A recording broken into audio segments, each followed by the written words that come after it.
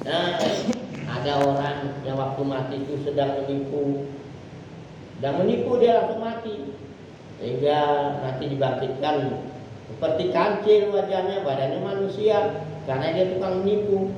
Nah, dalam kisah itu cerita anak-anak kancil itu tukang menipu. Nah, maka dibangkitkan wajah macam kancil. Ada juga orang yang amalan seperti harimau, merampok dan sebagainya. Nah, waktu mati dia sedang merampok, nak tembaknya mati sedang merampok. Maka nanti wajahnya dijadikan seperti harimau, badannya manusia. Ini sesuai amalan dia waktu mati. Dan begitu juga jemaah yang dimuliakan Allah Subhanahu wa taala, nanti pada hari kiamat, pada saat orang ini pada ketakutan, hisab belum dimulai, tapi semua pada ketakutan. Maka pada saat itu ada satu golongan manusia yang didudukkan di atas mimbar-mimbar yang terbuat daripada cahaya. Maka para nabi dan para syuhada ini mencemburuinya. Maka pada saat itu mereka bertanya, siapa itu? Apakah dia seorang nabi? Apakah dia seorang syuhada? Apakah dia seorang jin? Golongan apa itu? Golongan manusia atau jin atau sebagainya? Maka pada saat itu Rasulullah SAW katakan bahwasanya mereka itu bukan para nabi dan bukan para syuhada, bukan para jin, tapi dia adalah umatku. Dia adalah manusia yang dulu mereka buat satu kerja yang pernah kami buat dulu. Di mereka itu bertemu karena Allah, berpisah karena Allah. Sehingga hari ini mereka diberi kehormatan oleh Allah Subhanahu wa taala. Mereka duduk di atas mimbar-mimbar cahaya, mimbar-mimbar terbuat daripada cahaya. Sehingga ada yang diberi sayap, sehingga dikatakan mereka berterbangan di pintu-pintu surga. Maka malaikat Ridwan bertanya, "Ya Allah, siapakah ini ya Allah? Sesungguhnya hisab belum dimulai, kenapa mereka berterbangan di sini?" Maka Allah Subhanahu wa taala katakan kepada malaikat Ridwan, "Wahai Ridwan, biarkanlah mereka. Sesungguhnya mereka itu dulu waktu di dunia telah bermalu-malu untuk mendakwakan agamaku. Mereka datang dari satu pintu ke pintu, mereka menghinakan diri mereka. Mereka mendakwakan agamaku. Mereka sudah cukup bermalu-malu, sehingga sekarang aku malu untuk menegurnya. Biarkan saja ya." Ya jemaah yang dimuliakan Allah Subhanahu wa taala. Hari ini orang tidak tahu kenapa ini jemaah ini bermalu-malu mau-maunya ketok-ketok pintu orang. Datang-datang di pinggir-pinggir lautan, di atas-atas gunung, dari satu kota ke kota yang lain, dari satu daerah ke daerah yang lain. Apa untungnya sama dia itu? Padahal dia punya istri, punya anak. Kenapa dia nggak kasih nafkah anak, nggak pernah kasih nafkah istri, apalagi keluar 4 bulan? Itu jemaah sesat itu. Nah, dia mau enak-enak aja, istrinya ditinggal, anaknya ditinggal. Hari ini banyak perkataan seperti itu karena mereka nggak paham. Kalaulah mereka paham, mereka akan dakwah seterusnya, nggak mau makan-makan sampai mati. Kalau mereka tahu amalan ini besar, mereka nggak mau makan-makan, bahkan mereka mau dakwah terus sampai mati. Tapi kami dalam dakwahnya ada tertibnya, tidak seperti itu. Sebelum kita berangkat pun 4 bulan, 40 hari ini kita musyawarah dulu dengan istri. Kita tinggalkan belanjanya, bukan dibiarkan seperti itu. Ada orang yang mengatakan mentelantarkan anak istri, tidak ada. Bahkan ada lagi orang yang tanya, ini saya sendiri yang alami, "Bapak keluar 4 bulan ini, macam mana anak istrinya?" Bagaimana maksudnya? Bagaimana Pak? Bagaimana nafkah batin anak dan istri? Nafkah batin itu macam mana maksudnya Pak? Dia katakan nafkah batin, masa Bapak nggak tahu? Nggak tahu, makanya saya tanya. Nafkah batin itu Bapak artinya bersetubuh dengan istri Bapak. Oh gitu. Jadi bagaimana anak disetubui juga Pak? Enggak lah, tadi Bapak bilang nafkah batin anak dan istri. Ini nafkah batin itu artinya bersetubuh. Berarti istri disetubui, anak disetubui. Maka dia bilang, "Maaf Pak, saya salah ngomong." "Ya Pak, nggak apa-apa, saya maafkan Pak. Kali-kali jangan ngomong seperti itu Pak." Nah, ini jemaah ini kan Allah Subhanahu, orang yang nggak tahu kadang ngomong seperti itu. Maka kalau dia nggak tahu sebaiknya tanya baik-baik. Jangan langsung diponis baik gimana nafkah anak dan istri. Jadi jemaah yang dimuliakan Allah Subhanahu wa taala, kita bermusyawarah dulu bagaimana belajar istri kita 4 bulan dengan anak kita tinggalkan uang. Hanya itu perlu kita menabung. Menabung ada uang, kita kasih nafkah anak dan istri baru kita berangkat.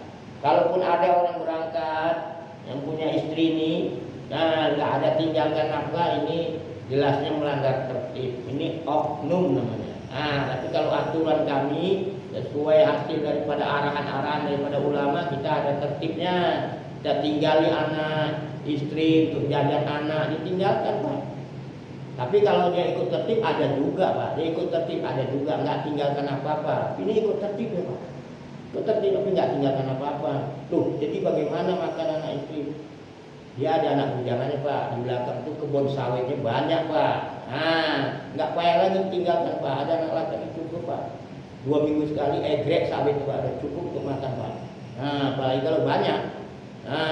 Apalagi sebelum berangkat, dia tanam padi. Padi udah 1 lumbung, tanam lagi, pulang 4 bulan baru panen. Banyak orang seperti itu Pak, nggak ditinggalkan uangnya Pak. Uang ambil sendiri di belakang rumah itu Pak, sawit tinggal ngegrek aja Pak kan. Jadi itu Pak, jadi tetap tanggung jawab Pak. Bahkan orang yang keluar jalan Allah ini Pak, ini orang yang paling sayang kepada istri. Yang tinggalkan istri ini 4 bulan, 40 hari, ini orang yang paling sayang pada istri. Dalilnya mana?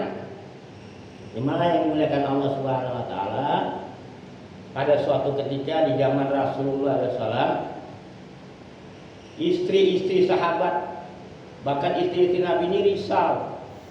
Risau dia mengenai masalah suami-suaminya yang keluar di jalan Allah.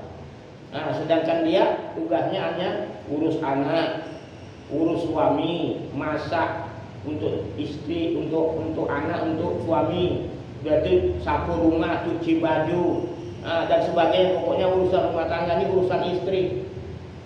Bahkan hamil lagi, hamil lagi. Maka setelah mereka bermusyawarah bagaimana kita ini, sedangkan suami kita ini kalau dia berjihad, dia meninggal dunia dapat mati syahid. Kalau dia mendakwakan agama maka dia dapat pahala dakwah, zikir dapat pahala zikir, sholat dapat pahala sholat dan sebagainya. Sedangkan kita di rumah susah payah, apakah kita nggak mendapatkan pahala yang sama sebagaimana pahala suami-suami kita yang berjihad? Maka di antara mereka mengusulkan supaya 1 orang diutus untuk menjumpai Rasulullah. Maka diutus 1 orang datang kepada Rasulullah. Maka dia katakan, ya Rasulullah, sesungguhnya aku adalah utusan daripada kaum wanita.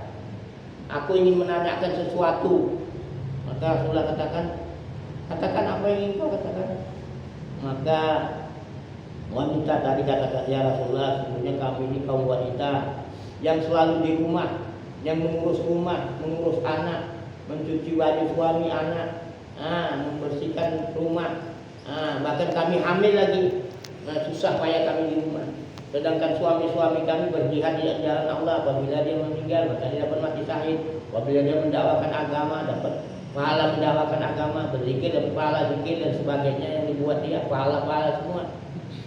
Bagaimana dengan kami ini? Apakah kami nggak mendapatkan pahala yang sama sebagaimana pahala yang dibuat oleh suami-suami kami? Maka Rasulullah memandang kepada sahabat. Maka Rasulullah tanya, wahai sahabatku, siapa yang bisa menjawab pertanyaan daripada utusan wanita ini? Maka sahabat katakan, ya Rasulullah, sesungguhnya aku tidak menyangka kalau wanita bisa bertanya seperti itu. Maka Rasulullah memandang kepada wanita tadi. Maka Rasulullah katakan, wahai utusan dari kaum wanita, katakan kepada orang-orang yang mengutus kamu bahwa apabila kalian taat kepada suami, maka kalian akan mendapatkan pahala yang sama sebagaimana pahala yang dibuat oleh suami. Jemaah yang dimuliakan Allah Subhanahu wa taala. Sebagaimana saya pernah dengar di Nijamuddin, itu Mas saya katakan kepada semua kami di sana, dia katakan, wahai laki-laki yang beriman, janganlah kalian seperti orang-orang Majusi dan orang-orang Nasrani yang tidak pernah memberi setoran kepada istri-istri kalian. Orang Nasrani Majusi mana pernah memberi setoran? Jadi keluarnya kita di jalan Allah ini tanda sayang kita. Kita setorkan semua amalan-amalan kita kepada istri kita tanpa mengurangi pahala kita. Jadi kalau kita tandanya sayang kepada istri, keluarlah di jalan Allah, beri setoran kepada istri. Jangan istri kita biarkan aja capek-capek masak kayu, rambutnya bau asap. Apalagi kalau sempat dia nanti bantu ngegrek sawit di sana. Mikul sawit lagi. Saya pernah lihat tuh, kasihan kali dorong-dorong pakai grek itu. Memang wanita itu badannya memang kuat ya. Nggak kasihan kita. Ya capek-capek masak, ngurus anak, hamil lagi. Kita nggak mau beri setoran. Maka keluarlah di jalan Allah. Tandanya kita sayang itu bukan kita tungguin aja nggak keluar-keluar. Itu tandanya nggak sayang. Tandanya sayang itu keluar. Dengan adanya kita keluar, maka itulah tandanya kita memberikan setoran amalan-amalan kita kepada istri kita. InsyaAllah siapa yang siap keluar 4 bulan InsyaAllah. Keluarlah tandanya sayang ini, keluar kita InsyaAllah. Alhamdulillah dima'ayin Allah Subhanahu wa taala. Saya rasa cukup sampai di sini aja dulu. Apa yang disampaikan ini benar datang daripada Allah Subhanahu wa taala, salah daripada diri saya sendiri, kepada Allah Subhanahu wa taala ampun, dan kepada maaf sempurnanya majelis dan tutupnya doa. Subhanallah wa bihamdihi. Assalamualaikum.